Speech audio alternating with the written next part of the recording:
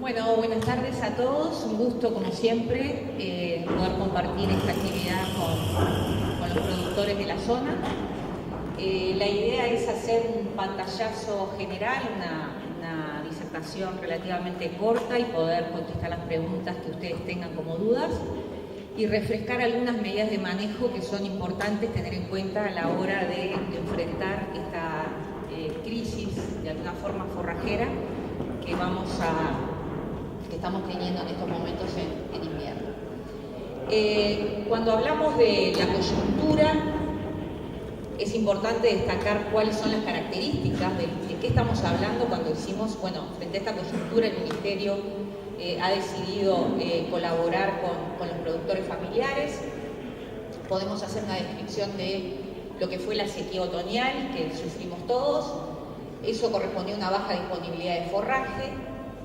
En general los ganados están esto es bastante heterogéneo lo que nosotros hemos visto a lo largo de la zona de emergencia, que son los 5 departamentos de área de influencia del 33, y además se sumó Florida y Canelones. Es bastante heterogéneo, pero en general los ganados están en bajo estado corporal. Se sumó también un poco de desánimo con bajos precios y obviamente el invierno que ya lo tenemos prácticamente con nosotros.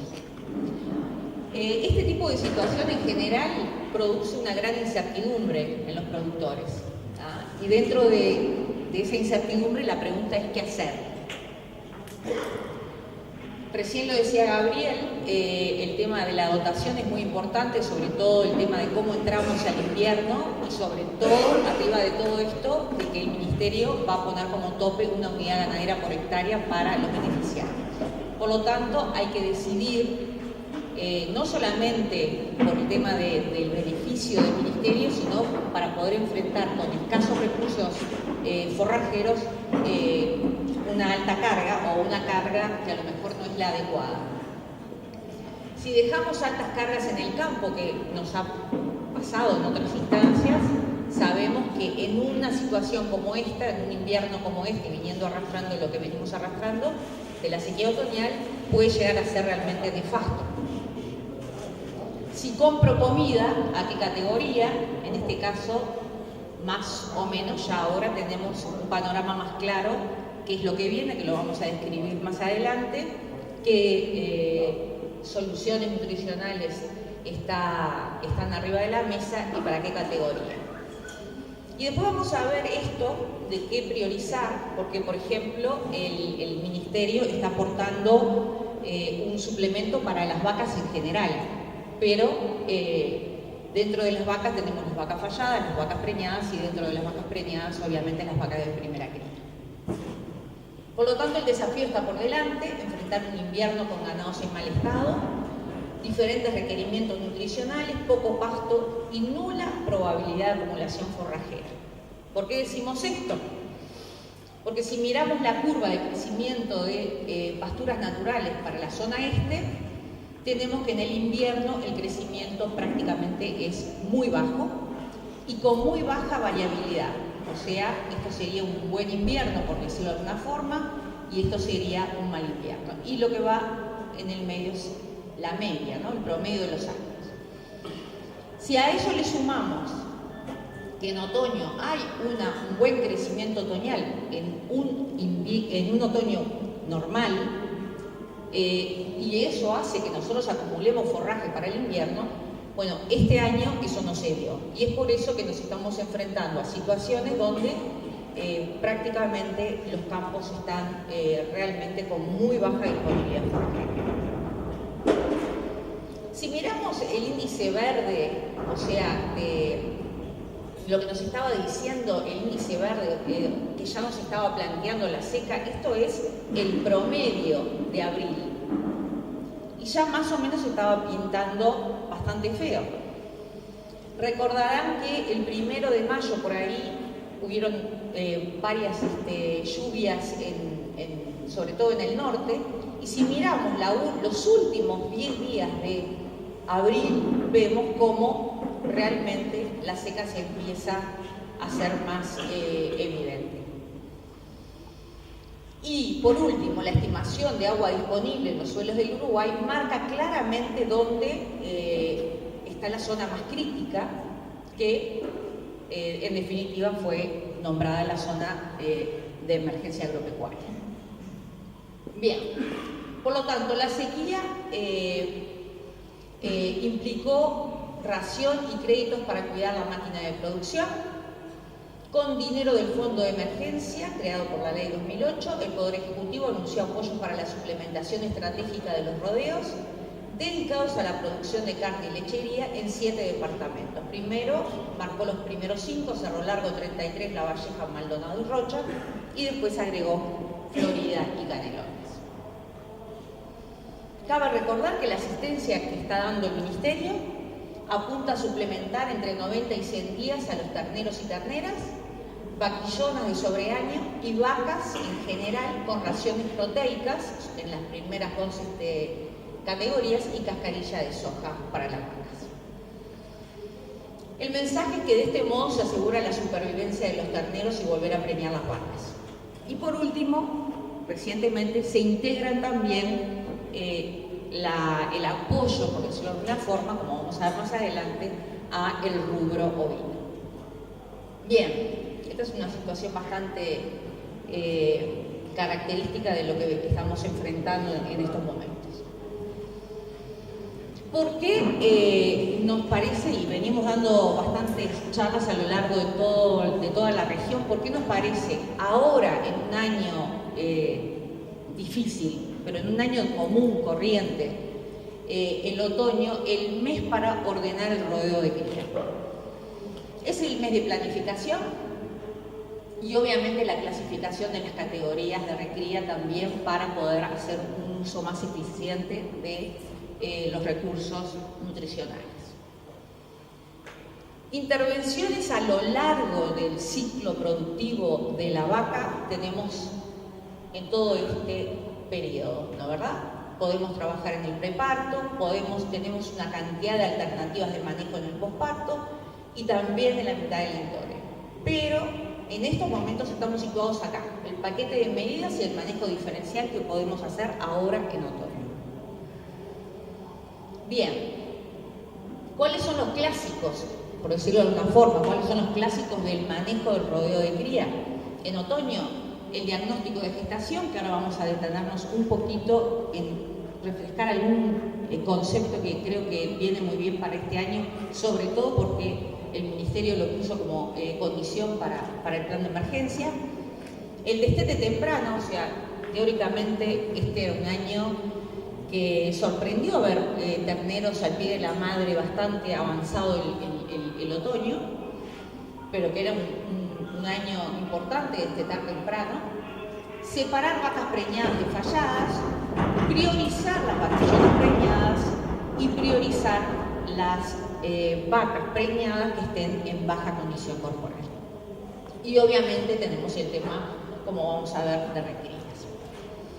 Bien, diagnóstico de gestación, parece que es algo obvio, ¿no verdad? O sea, venir acá a decir cuáles son las ventajas del diagnóstico de gestación en un rodeo de cría parece algo que lo venimos diciendo hace mucho tiempo y todos ustedes lo conocen.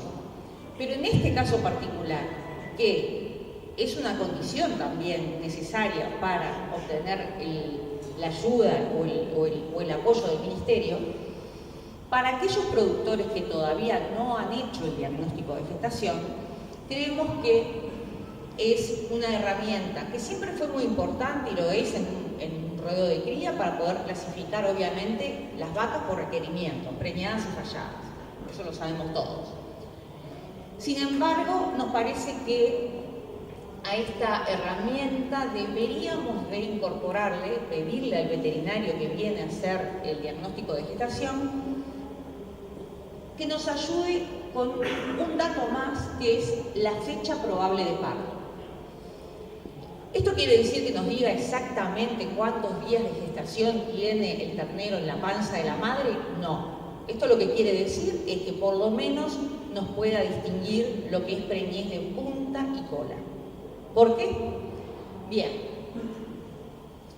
Porque obviamente el último tercio de gestación, recuerden, es momento en que el ternero crece más y dentro del periodo de gestación donde las vacas tienen mayores requerimientos nutricionales.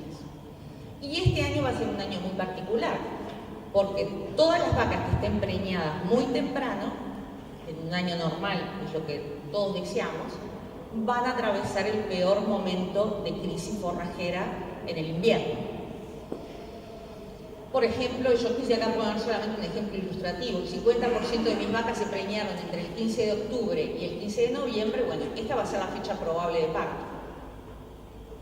Sin embargo, si preñé el 50% cerca de febrero, la fecha probable de parto va a ser en noviembre. Entonces, obviamente, la distribución de la alimentación en cada uno de esos lotes es diferente. En este caso vamos a tener que tener mucho cuidado porque estos animales van a parir temprano y van a tener ese último tercio de gestación, como decíamos, seguramente bajo condiciones pastoriles muy restrictivas. Bien, destete, como dijimos antes, ya lo tendremos que haber hecho, pero es importante también, esto es una gráfica que no tiene, la idea no es profundizar mucho, simplemente acá vemos la leche aportada o la energía aportada por la leche en un ternero y vemos cómo de alguna forma esta curva cae, porque a medida que pasa el tiempo el ternero al pie de la madre es menos lo que toma de leche en el sentido de cubrir sus requerimientos a través de la producción láctea y empieza a aumentar el consumo de forraje del ternero. No es en vano que siempre decimos que los destetes precoces deberían de estar en el orden de los 60 u 80 días porque, bueno, la capacidad ruminal empieza a estar propensa a una suplementación.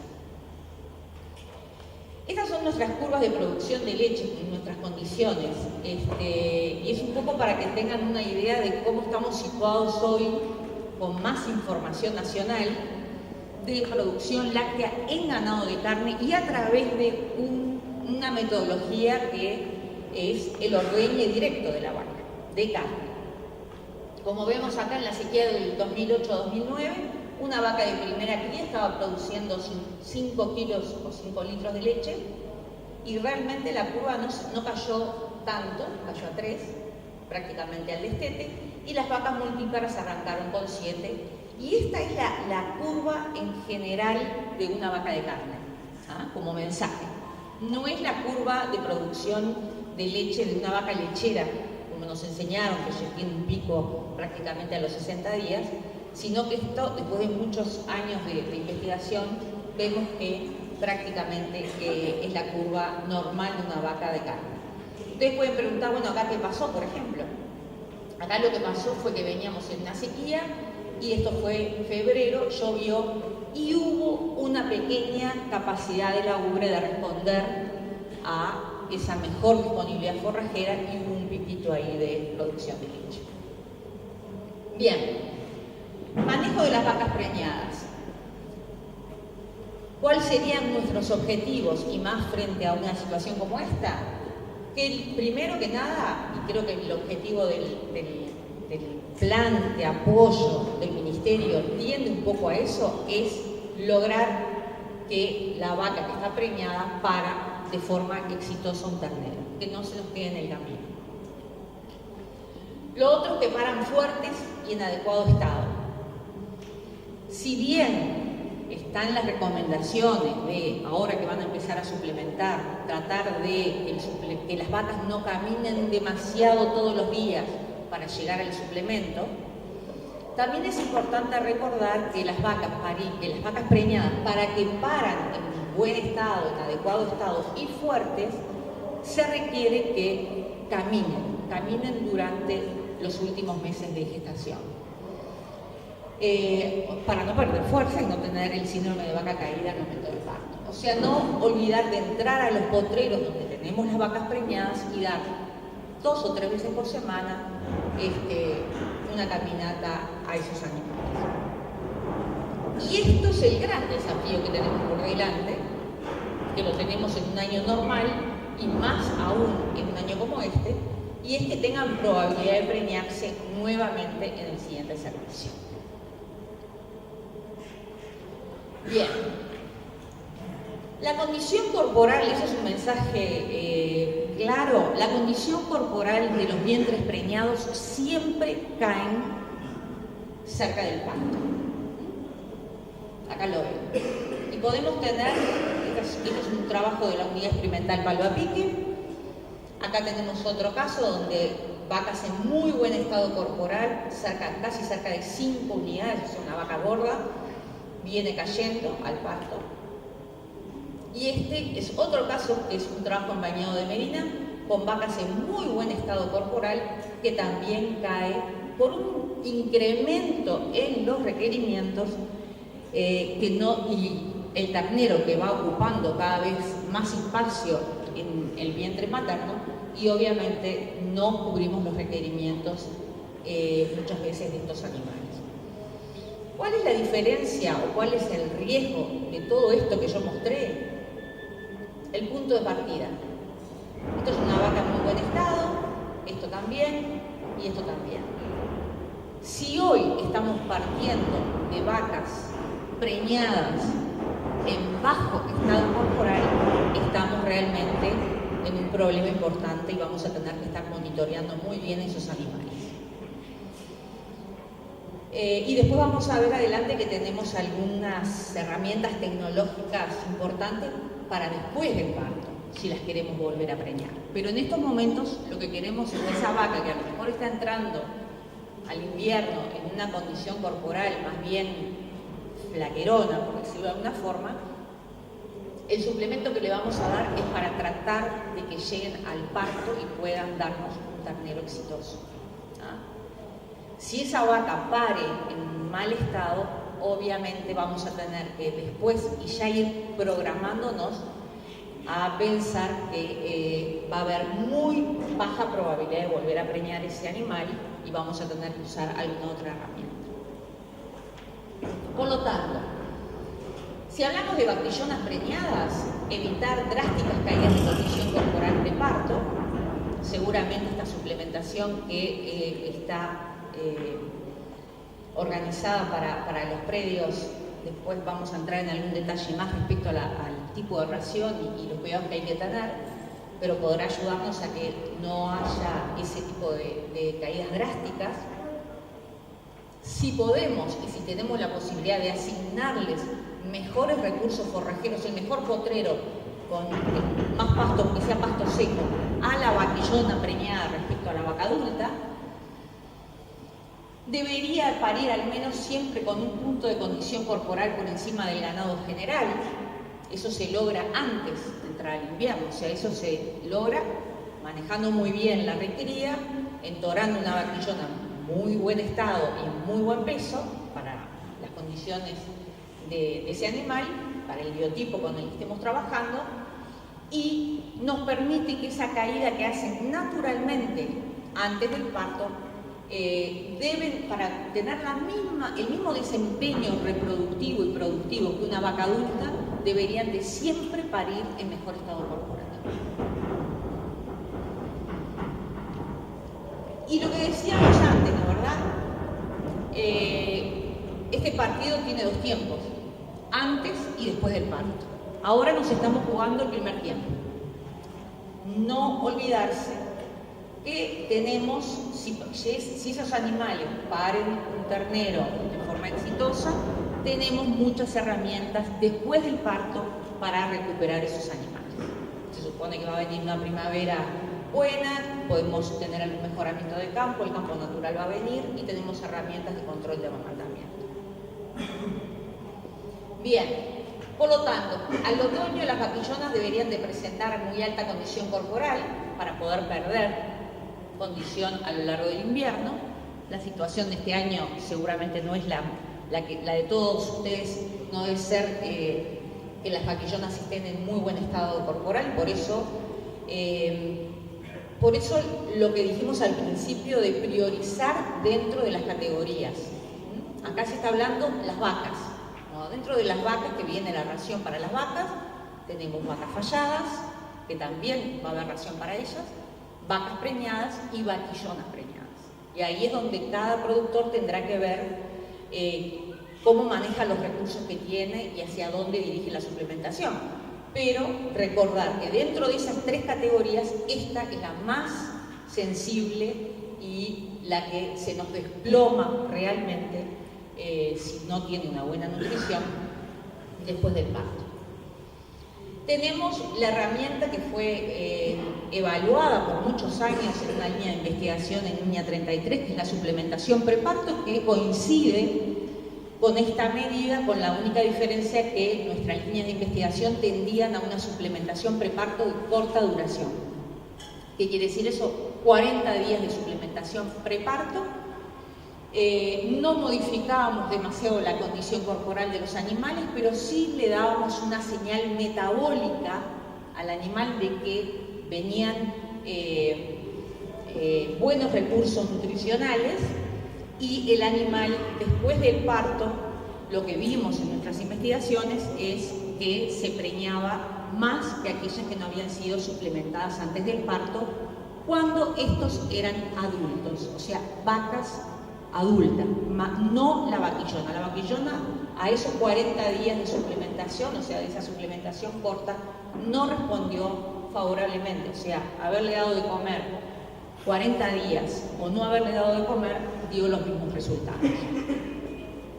El último experimento que hicimos respecto a esto en vaquillonas, le alargamos el periodo de suplementación y ahí sí hubo una diferencia. O sea, nos están indicando que obviamente es un animal diferente, la vaquillona sigue creciendo, tiene requerimientos para crecer y por lo tanto lo que come lo tiene que distribuir en distintas cajas, por decirlo de alguna forma.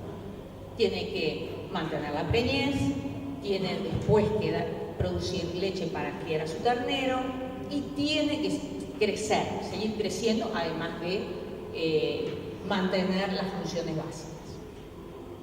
Por lo tanto, tiene que haber un monitoreo constante para tomar decisiones después del parto. Esa es nuestra recomendación. O sea, ustedes lo van a estar haciendo a medida que están dando de comer. Van a estar mirando constantemente a los animales y van a estar a lo mejor, en algún caso, cambiando algún animal de potrero en función de su estado corporal. Bien. Bueno, si pasamos al tema de recría, después todo lo que tenga que ver con preñez o vacas preñadas, si tienen dudas, igual vamos a retomar el tema cuando veamos las raciones. Creo que en el tema de recrías, INEA 33 está muy bien posicionado porque ha tenido prácticamente 15 años de investigación en este tema. Tenemos diferentes líneas de investigación, o sea, los animales, qué pasa con esta ternera en invierno cuando las ponemos sobre campo natural, cuando los ponemos sobre un mejoramiento de campo, cuando los suplementamos en ese primer invierno, y también incorporamos todo lo que tiene que ver con las mediciones o el suministro de ración a través del autoconsumo. Acá es importante destacar o recordar que las categorías de recría son las terneras de destete y las vaquillonas de sobreaño, y que en este plan o en este operativo viene comida para esas dos categorías y viene la misma ración. El manejo durante el primer invierno debe tender o tener como objetivo evitar caídas de peso. Y acá puse lo que se llama memoria metabólica. ¿Qué quiere decir eso? Una cosa muy sencilla. Que si la ternera pasa mal durante su primer invierno, o sea, pierde peso, nos va a pasar factura más adelante en la preñez a los 2 años o al servicio a los 2 años. O sea que está muy documentado, por decirlo de alguna forma, el hecho de que las recrías o las terneras después del destete en su primer invierno deben de tener mantenimiento de peso o leves ganancias. No importa, no es necesario ir a 500 gramos, no es el objetivo. Pero sí 200, 250 gramos, 150 gramos por día, para que no nos pasen factura desde el punto de vista reproductivo en la vida adulta. Por eso decimos los animales tienen memoria, ya nos escucharon decirlo muchas veces y hace mucho tiempo. Y eso es lo que quiere decir, efecto a largo plazo. Como resumen, las terneras sobre campo natural suplementadas al 0,7 a 1% del peso vivo, o sea, si tengo una ternera de 140 kilos, le voy a dar entre 1 y 1,4 kilos por animal y por día, van las tasas de ganancia desde mantenimiento, o sea, cero tasa de ganancia, hasta ganancias moderadas, que son situadas más o menos en 200 gramos por día o 250. Y esas diferencias dependen de la oferta forrajera, de cómo venga el invierno, obviamente, del clima, temporales, frío, heladas, y obviamente la sanidad. No olvidarse que esta categoría es una categoría que requiere una sanidad muy ajustada para que no todo lo que le damos de comer no se lo coman los parásitos. Es muy común muchas veces darle de comer muy bien a una ternerada y que nos empiece a perder peso. Bueno, eso es simplemente de que están con algún problema sanitario. Bien, esto creo que es importante recordar esto. Ayúdame, José Ignacio, si se me pasa algún concepto importante de lo que es las claves para que ustedes, a la hora de dar de comer en vuestros establecimientos, tengan una suplementación exitosa. Primero, todo cambio de dieta obviamente implica un periodo de adaptación del rumen a ese cambio de dieta. Por lo tanto, debe adaptarse ese rumen y debe de ser el suministro de la ración, cualquiera sea, de forma gradual. Si ustedes deciden darle a una ternera 1 kilo, no pueden llevarlo al comedero y darle 1 kilo el primer día. Todos lo sabemos, estamos recordando conceptos. Tienen que darle de a poco. Acostumbrarlos primero, el periodo de acostumbramiento es fundamental para que agarren la ración, pero además darle el suplemento de forma gradual.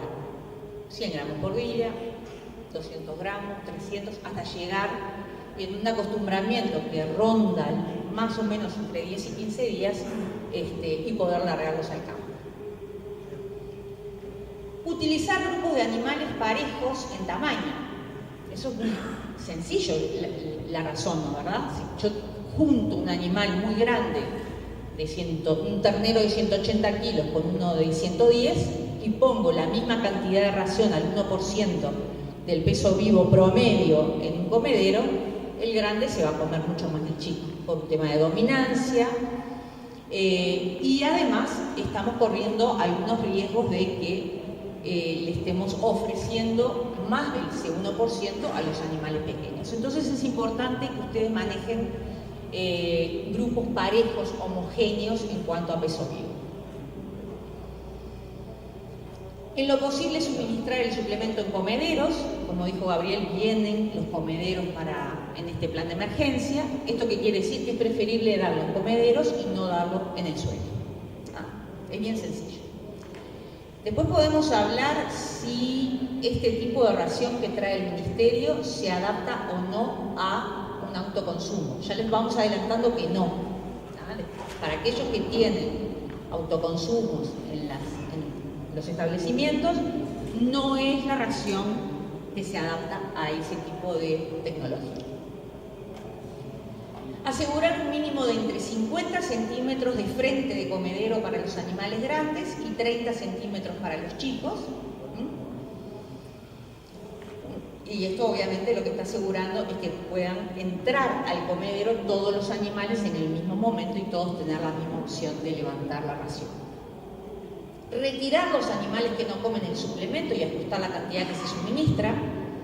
O sea, cuando hacemos el periodo de acostumbramiento tenemos que estar mirando a aquellos animales que no agarran la comida.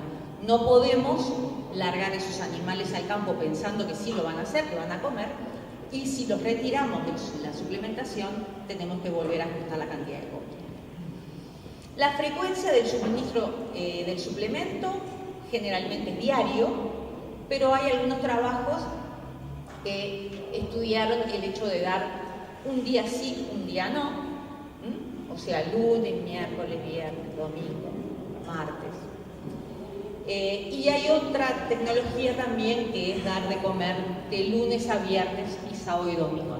Lo que sí es importante, el cálculo de la ración es la misma.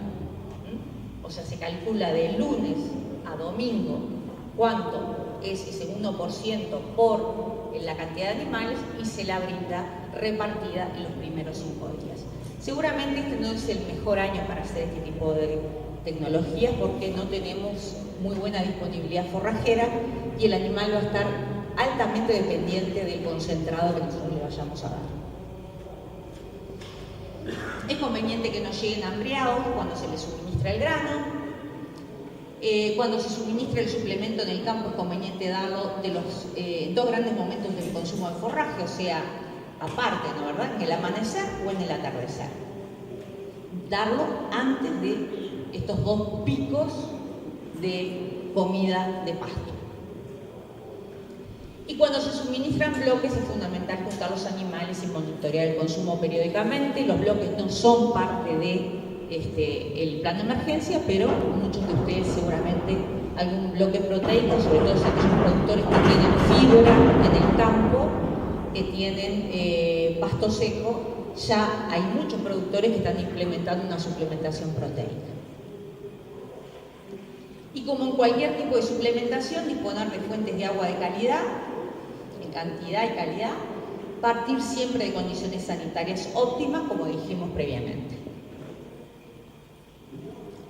Bien, estos son simplemente datos de trabajos de suplementación en terneras y en vaquillonas de sobreaño, pero me quiero detener a los trabajos de las terneras en su primer invierno, un trabajo que se hizo en la unidad experimental Palo a Pique, ya hace muchos años, donde encerrábamos 60 animales en comederos individuales para saber realmente lo que comían, o sea, cuánto comían, y ahí evaluamos diferentes suplementos y diferentes niveles de suplementación, medíamos lo que le dábamos y el rechazo, y acá pueden ver los tipos de suplementos, ¿no verdad? Flechillo de arroz al 0,7% de peso vivo, speller de girasol, sorgo molido y aflechillo de arroz desgrasado. Aquellos animales que no recibían suplemento en todos los inviernos siempre perdían entre 50 y 100 gramos por día, y los suplementados, dependiendo de la base forrajera, ganaban entre 100 y 250 gramos, más o menos. Bien, por lo tanto, recordar que las terneras, los animales, esa categoría es la categoría más eficiente para dar de comer y más barata también. Pero sobre todo es eficiente desde el punto de vista biológico, en convertir lo que come en kilos de carne, en este sentido de músculo que está creciendo. Y además, cuando hablamos de las hembras, tiene efecto a largo plazo, en la parte reproductiva o en el área reproductiva. Y en los machos están habiendo también algunos datos que nos demuestran que puede estar afectando la calidad de carne y cómo caminen o no en una invernada, cómo los manejemos en ese primer invierno.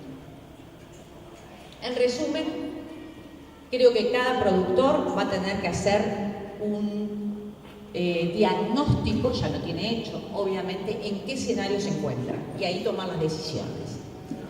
Porque podemos estar con ganado flaco, prácticamente sin pasto. Podemos tener, porque lo vimos a lo largo de este año, ganado con cría al pie en el sentido de apariciones de otoño y tener poco o mucho pasto, o todavía no haber destetado y tener una situación forrajera distinta.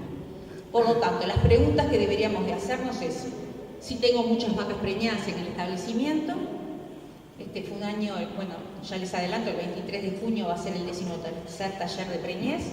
Este fue un año con variabilidad en lo que tiene que ver con las tasas de preñez y nos hemos llevado algunas sorpresas negativas en algunos predios donde se hicieron muy bien las cosas. O sea, es importante saber cuántas vacas preñadas tengo, si hice o no el ajuste de carga previo, si ya destetamos y obviamente si tenemos ganado recién parido, que eso es un desafío técnico muy importante porque estaríamos pensando en pasar el invierno con una categoría que está lactando sobre campo natural y que además tiene altos requerimientos. O sea, para aquellos productores que tengan esta categoría en el campo, bueno, esa es una categoría que también hay que monitorear mucho porque es una categoría muy sensible de que se nos caiga realmente durante el invierno.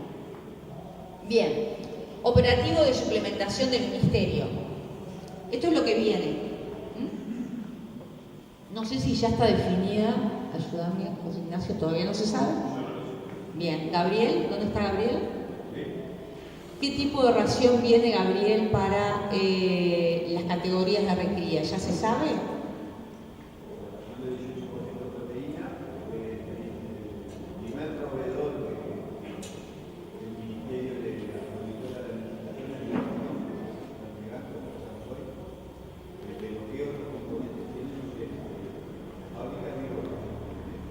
Nuestra consulta o nuestra preocupación es si la ración tiene o no urea, pero seguramente tenga.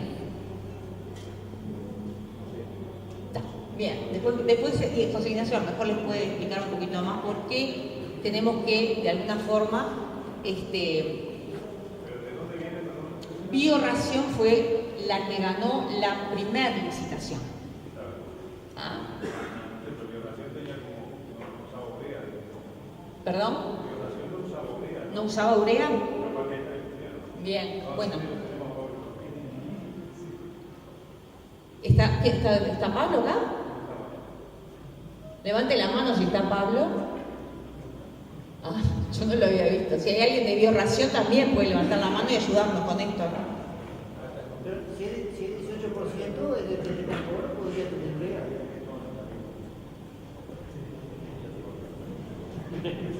Si no tiene urea, debe decirlo José Ignacio en la etiqueta. O sea que en la etiqueta tiene que decir si contiene o no urea. ¿Ah? Bien. Viene cascarilla de soja para las vacas preñadas, para las vacas falladas también. Viene cascarilla de soja para las ovejas de cría y para las borregas diente de leche. ¿Cuáles son las características de la cascarilla de soja? O sea, lo que les están entregando para las categorías de vacas. Alto contenido de fibra muy digestible, o sea, no puede ser el único alimento en la dieta.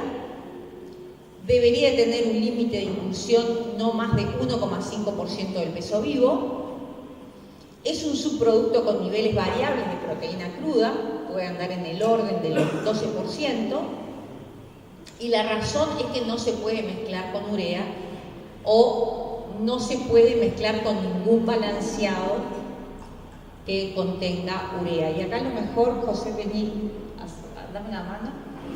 Y yo quiero que los productores se lleven un concepto claro de por qué esto lo estamos poniendo arriba de la mesa desde el punto de vista técnico. ¿Ah? No queremos dar una clase de nutrición, simplemente para que no se arme lío, porque es muy probable que cada uno, cuando reciba las raciones, se le cruce por la cabeza decir, bueno, yo acá a lo mejor puedo mezclar una ración, una cascarilla con el balanceado, ¿no? Seguramente. Bueno, buenas noches. El temor que tenemos nosotros desde la ignorancia, porque no sabemos qué es lo que contiene la bolsa de ración, es que si mezclamos la cascarilla de soja con algún suplemento cualquiera que tenga urea, compramos un problema porque está la eventualidad de que haya una enzima que desdobla la urea, intoxica al animal, promueve la acumulación de compuestos tóxicos, el animal se muere. Entonces armamos todo este circo para después matar los animales, es como un poco doloroso en términos económicos y es como bien contradictorio si uno lo piensa en el esquema de salvar animales, ¿no? Entonces, el primer comentario del alto contenido de fibra muy digestible, eso quiere decir que es un alimento que pasa rápido por el tracto del animal. Si nosotros no le ponemos alguna fuente de fibra, lo que estamos generando son condiciones de acidosis y el animal se va a enfermar. Lejos de hacerle un beneficio por darle ese alimento, le vamos a generar un perjuicio. El límite de inclusión del 1,5% del peso vivo es básicamente para asegurarnos que haya otro componente importante en la dieta y que ese componente agregue fibra. ¿Cómo se agrega la fibra? Con cualquier pasto seco, ordinario, paja, mansa, lo que haya, un fardo de cola de trilla, un pastoreo, un rastrojo de algún cultivo de verano. Todas esas son fuentes de fibra y son bien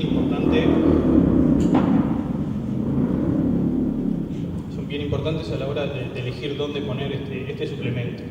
Ahí ponemos un comentario con relación a los niveles variables de proteína cruda. Como cualquier subproducto, depende del grano que lo originó, pero también del proceso industrial por el cual pasó para generar este subproducto. Entonces, los niveles de proteína que están, digamos, en términos promedio en los 12% pueden variar entre 7 y 20% de proteína. Eso quiere decir que el rango es amplio. Seguramente los técnicos del Ministerio estén atentos a eso y muestreando las partidas y teniendo una idea un poco más ajustada de efectivamente qué es lo que se está dando, porque los animales tienen requerimientos que son definidos y si nosotros le damos 7 o 20% de proteína en el suplemento, vamos a generar respuestas bien distintas con un suplemento que a priori pensamos que es el mismo.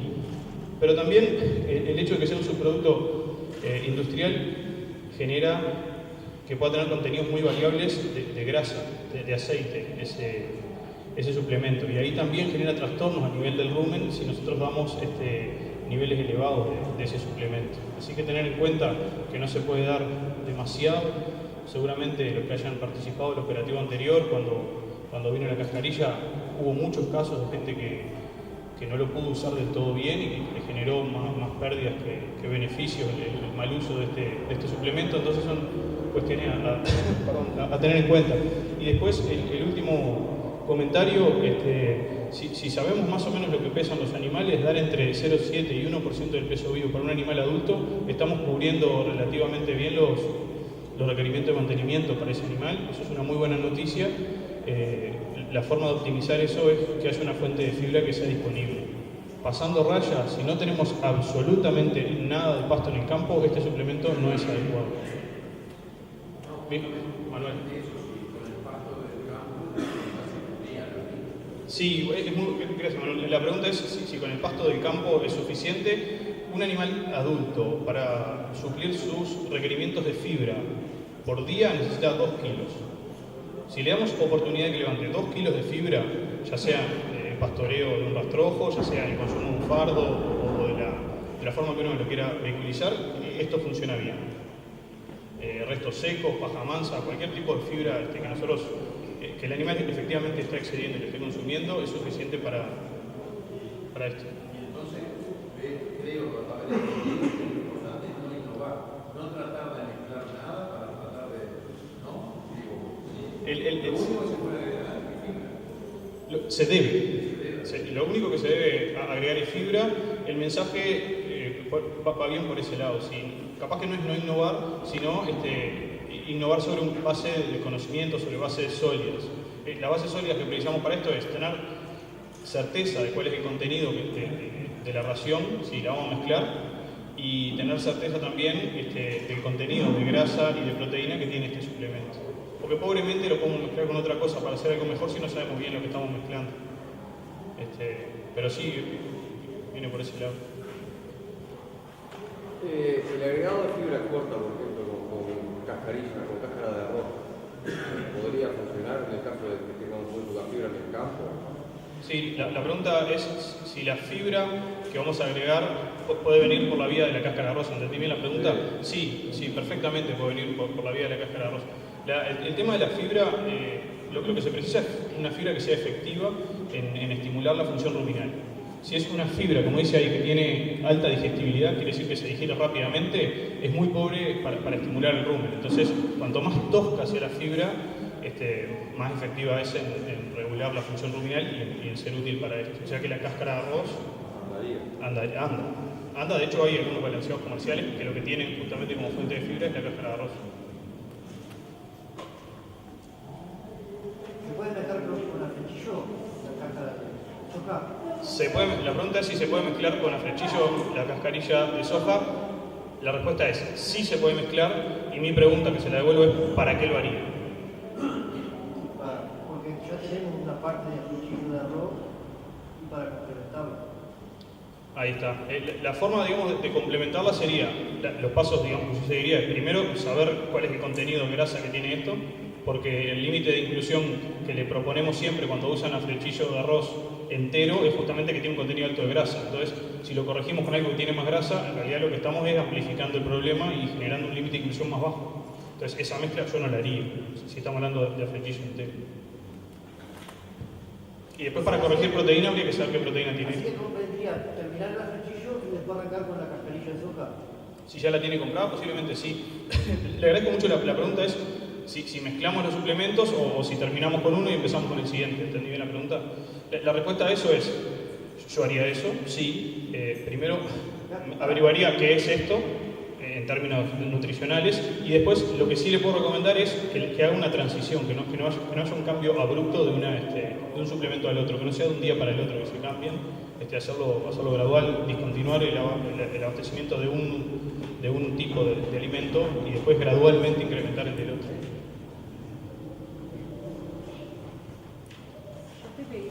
¿Hay preguntas? Sí, dale. El contenido dado que es variable entre partidas de la cascarilla de soja, tanto el nivel de proteico como energético que tenga, ¿lo podemos analizar acá o tendríamos que pedir información a los que nos proveen los productos? ¿Cómo sería? Bueno, eso capaz que no soy yo la persona para... Acá no. No, acá no. Porque está buena la idea de saber qué es, pero está buenísimo. Hasta donde yo sé, el laboratorio que está instalado en 33, ese tipo de muestras las manda Durazno.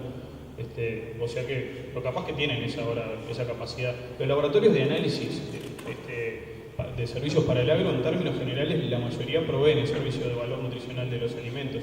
Acá lo clave sería saber qué cantidad de grasa, de extracto etéreo tiene la cascarilla, porque es un subproducto, y después qué nivel de proteína. Como es un subproducto industrial, posiblemente sea variable entre partidas. Entonces, ahí me parece que más que cada uno muestrear sus bolsas, ustedes tendrían que hacer un poquito de ruido para que les capaz que toda la partida, si es la misma uniforme, de repente se podría conseguir ese dato. Sí, yo si lo hiciera, digamos, lo haría por esa vía, por la vía de analizar las partidas y caracterizarlas lo mejor posible. Ahí los riesgos son, si esto tiene niveles muy bajos de grasa y muy bajos de proteína, ¿a qué le damos? Y si tiene muy altos, tengamos cuidado de no hacer alguna macana en términos, sobre todo de grasa, el exceso de proteína. Lo que pasa si tiene mucha proteína es que metemos mucha proteína, no se puede aprovechar y el animal tiene un cierto costo también por eliminarlo de esos excesos, pero es menor ese problema. El otro sí es problema grave. Como el exceso de grasa tiene un costo para eliminarlo. El exceso de grasa es crítico, ahí nos morimos. Se nos muere el animal. También producimos un problema que el animal tiene que desintoxicarse y está gastando energía en eso. Sí, siempre que pueda, hay veces que no puede y se muere. Entonces, ojo. Bueno, si hubiera más preguntas o comentarios, lo hacemos al final. Ya estamos terminando. Por eso, terminemos esta parte. Sí, no sé cómo ustedes. Somos pimpinelas. Me gustaría que José Ignacio hablara algo sobre que explicara un poquito acerca, porque estoy segura que muchos productores a lo mejor acá lo tienen, el riesgo de usar un autoconsumo con este tipo de suplementos. ¿Alguno de los presentes ha estado pensando usar alguno de estos suplementos en un sistema de autoconsumo? Le adelantamos la respuesta, como decía Graciela, no son alimentos que tengan ningún elemento que los constituya que regule el consumo. ¿Qué quiere decir eso? Que los animales van a comer hasta que ellos mismos decidan dejar de hacerlo o hasta que se termine la comida. En alimentos de este tipo, sobre todo como la cascarilla de soja, si nosotros le damos la oportunidad a los animales de que coman todo lo que quieran, incluso con niveles bajos de grasa, pueden generar trastornos importantes, o sea que desaconsejamos fuertemente, firmemente, usarlos en autoconsumo. La tecnología de autoconsumo funciona muy bien, la tenemos probada en Niña 33, muchos años de investigación con el ingeniero Rovira, que ahora está en Estados Unidos, nos avalan esa recomendación, pero no con cualquier alimento. El alimento tiene que tener algo que limite el consumo de los animales. Normalmente se usa sal gruesa en niveles elevados, elige el 10-12% de la ración. Se pueden usar otros limitadores de consumo, pero estos alimentos no lo tienen. ¿Qué pasa si este mismo alimento, digamos, si el balanceado lo pongo en autoconsumo? Los animales seguramente van a experimentar un consumo muy por encima de lo que nosotros queremos y seguramente haya algunos casos de acidosis. ¿Por qué? Porque no hay nada de fibra y los animales, porque tienen un costo muy alto de ir a cosechar el poquito pasto que queda, si nosotros no los forzamos a que lo hagan, seguramente se acampen en el autoconsumo, se llenen y se enfermen. Y no sale al revés después. Sí. No, y me parece, viendo el razonamiento que hacen, un consejo práctico sería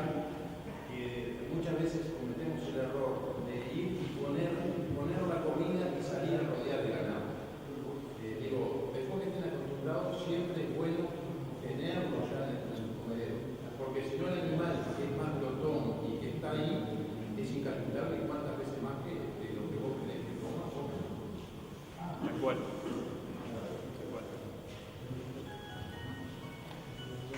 ¿Por qué no podemos mezclar con urea la cascarilla? Porque la soja en general tiene un enzima, o puede tener una enzima que desdobla la urea dentro del rumen y eso genera la acumulación de compuestos tóxicos en el animal.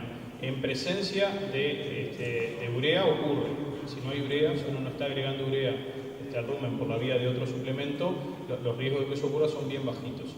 Está buena la pregunta para agregar un comentario más. Los bloques proteicos que yo conozco, todos incluyen urea, o sea que entran en esta volteada. Si nosotros, por ejemplo, pensáramos en poner un bloque proteico para levantar el consumo de fibra y aprovechar la oportunidad de la cascarilla, lo que estaríamos haciendo es lo que empezamos diciendo que no era buena idea, que es poner en el mismo rumen esos dos compuestos que si se juntan pueden ser tóxicos. La acumulación puede ser tóxica. En el caso que uno esté dando bloques, por ejemplo, hipotético, y va empezando la cascarilla, tendría que empezar a esperar cuántos días. La pregunta es si uno está usando bloques proteicos, o sea que si ya hay urea en la dieta, ¿cuánto tenemos que esperar para poder empezar con la incorporación de este suplemento? Es muy rápida la eliminación de la urea. Normalmente si lo que se están dando son bloques en cantidades bajas, o sea que capaz que 2 o 3 días después de eso ya se puede empezar el acostumbramiento a esto nuevo. Pero es fundamental hacer un acostumbramiento más allá de que los animales se formen y sepan comer, lo que decía Graciela hace unos minutos. Los animales no solo se tienen que acostumbrar en su conducta a ir a comer, se tienen que acostumbrar también en el rumen adentro, porque le estamos cambiando grandemente la matriz energética al poner un alimento muy distinto. Entonces eso tiene que llevar por fuerza unos días en los que gradualmente vayamos incrementando la cantidad de ese alimento, nos aseguremos que todos los animales formen, coman y recién después pensar en dar la cantidad que tenemos planeada y en el campo. ¿Se puede usar con melaza o no? ¿Perdón? Con melaza. ¿Con melaza? Melaza. Sí, pero ¿cuál es la pregunta? ¿Si se puede mezclar? Sí, perfectamente. ¿Por qué lo haría? ¿Pero para qué lo haría? Para mejorar... esto les encanta, no precisa ningún atractivo. A veces lo que se usa más fácil, porque la melaza es media avena de usar en el campo, es un poco de sal gruesa, muy mínimo, que eso estimula el consumo. Pero en términos generales, este subproducto lo devoran, les encanta. Así que no habría necesidad de incorporar melaza. Se puede, sinceramente no tendría, en mi forma de ver las cosas no tendría mucho retorno. ¿Perdón? No tiene ningún trastorno parecido al de la urea. Está buena la pregunta, la melaza es otra cosa que no tiene ningún compuesto que se pueda volver tóxico en el rumen al mezclarse con la cascarilla. ¿Qué aporta la melaza? ¿Qué aporta la melaza? Bueno, en primera instancia es muy atractiva, normalmente se utiliza para que los animales vayan porque les gusta y es una fuente de energía porque es azúcar. Entonces, en primera instancia lo que aporta es atractividad, algo que normalmente a los animales les cuesta entrarle, le ponemos melaza y le entra. Creo que iba por ahí la pregunta de caballero. Era para incrementar justamente la avidez de los animales por usarlo. En los bloques tiene también la función de mantenerlo con forma, ¿no? Entonces tiene otra función más física, de aglutinar el bloque y que no se desarme tanto. Porque la ración que vino anterior tenía melaza.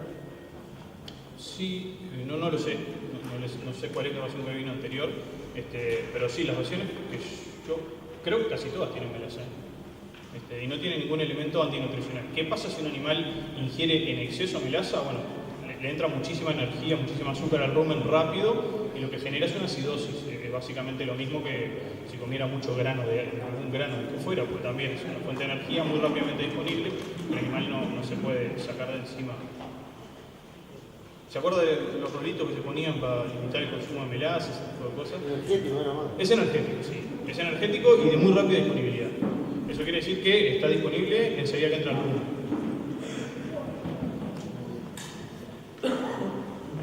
Gracias.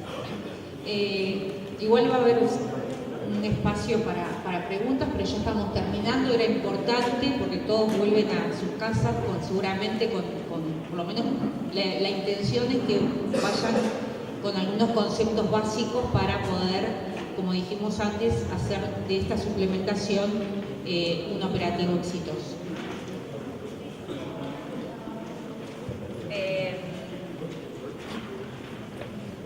Bueno, esto simplemente para recordar que lo que viene para las terneras y los terneros es una ración de 18% de proteína, y el campo natural en este caso es un campo empastado, pero igual siempre tiene 4 a 6% de proteína en el verde, y estos animales están en general teniendo requerimientos de raciones de 15%, o sea que estamos bien, estamos con raciones por encima de la proteína que requieren estos animales.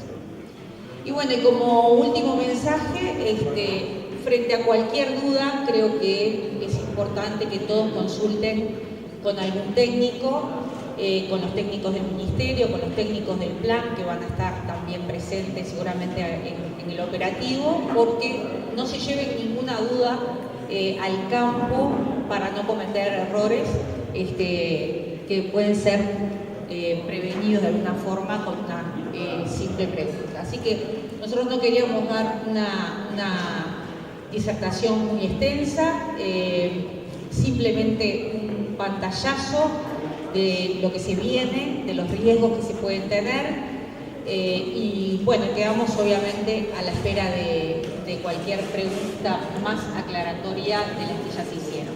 Muchas gracias.